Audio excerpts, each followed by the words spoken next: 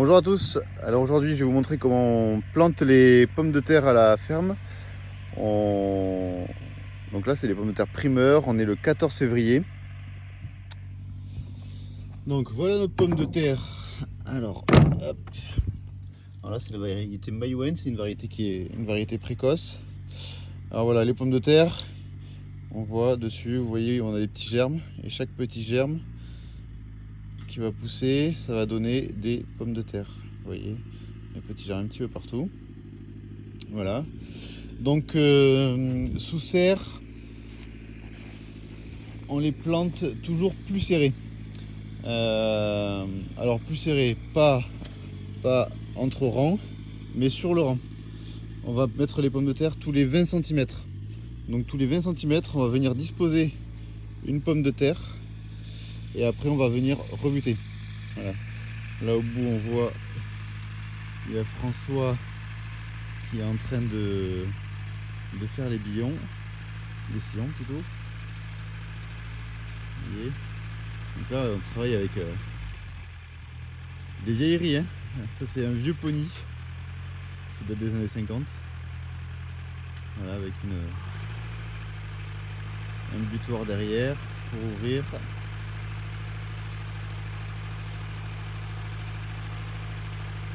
Donc voilà, donc on a un sillon tous les 75 cm. Voilà, tous les 75 cm on a un sillon. Et sur le rang 20 cm. Ça c'est idéal pour la pomme de terre primeur. Pour une raison simple. La pomme de terre primeur, en fait, on ne cherche pas à avoir du gros calibre. Ce qu'on cherche à avoir, c'est surtout beaucoup de pommes de terre. C'est des pommes de terre qu'on laisse peu de temps en terre. Donc il vaut mieux avoir une plantation dense pour essayer de récupérer un maximum de pommes de terre. Alors, je vais vous filmer la partie arrière du tracteur. Alors, vous voyez, il y a le soc derrière. Voilà, et hop, c'est parti.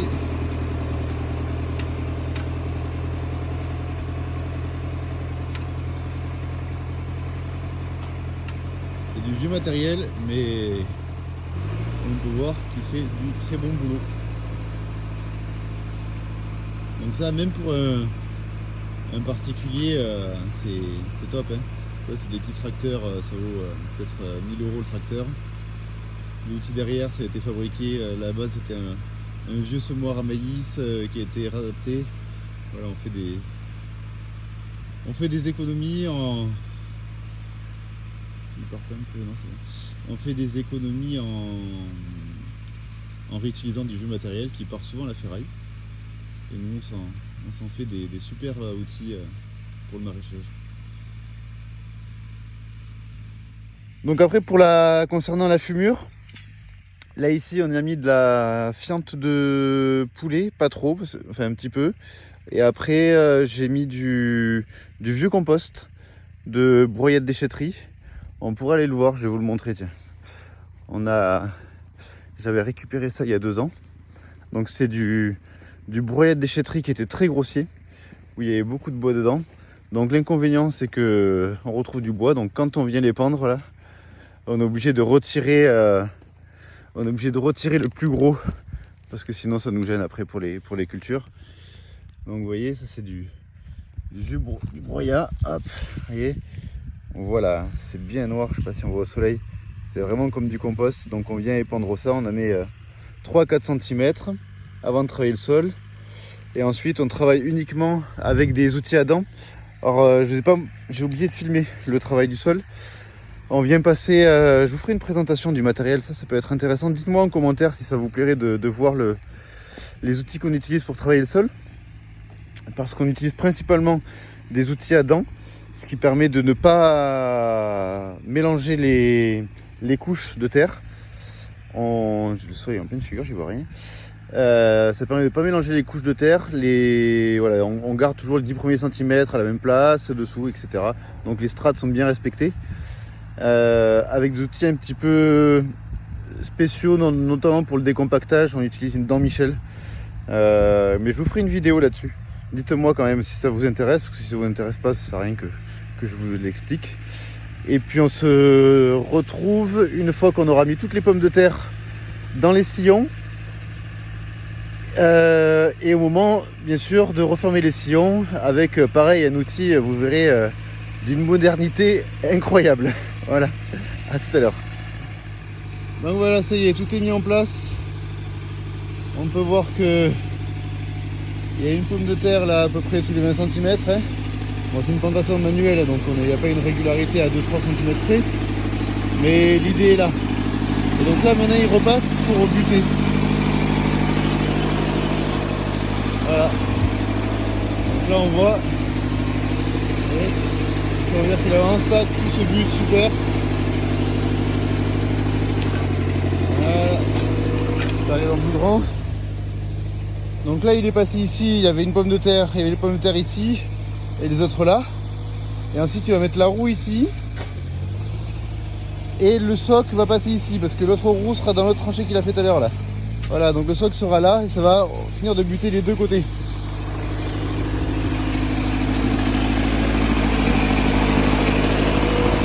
Là c'est un paysan heureux, tu vois. Avec un vieux tracteur qui a son âge.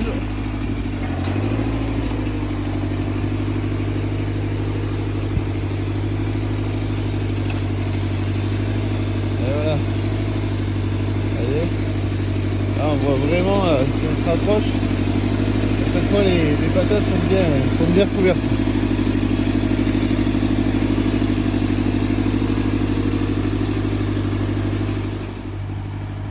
Et donc là, voilà, c'est la plantation, c'est la planteuse, vous voyez. La planteuse, ben, c'est Louis, c'est Gaël qui est parti chercher d'autres pommes de terre d'ailleurs. Et c'est moi. Donc voilà, on dispose de toutes les pommes de terre à la main, une par une. Voilà, à peu près à 20 cm. Alors Louis, il est très précis toujours dans ce qu'il fait. Donc on est sûr que le travail est bien fait. C'est pas forcément rapide, mais c'est nickel. Il n'y a pas besoin d'y revenir. C'est ce qu'on veut. Lui, c'est un stagiaire. Hein. Il fait un stage à la ferme. Donc on est trop content. Le soleil est enfin de retour parce que on a eu un temps pourri. Mais quand je vous dis pourri, c'est que ça fait 3 mois, 4 mois, je sais même plus combien de temps que ça fait qu'il pleut. On s'est pris 600 mm de pluie. Un enfer, on voit par terre. Hein. C'est la guerre. Là, ça fait 2 jours que ça y est. Grand ciel bleu, magnifique. Voilà. Quand il y a la pluie, on est content.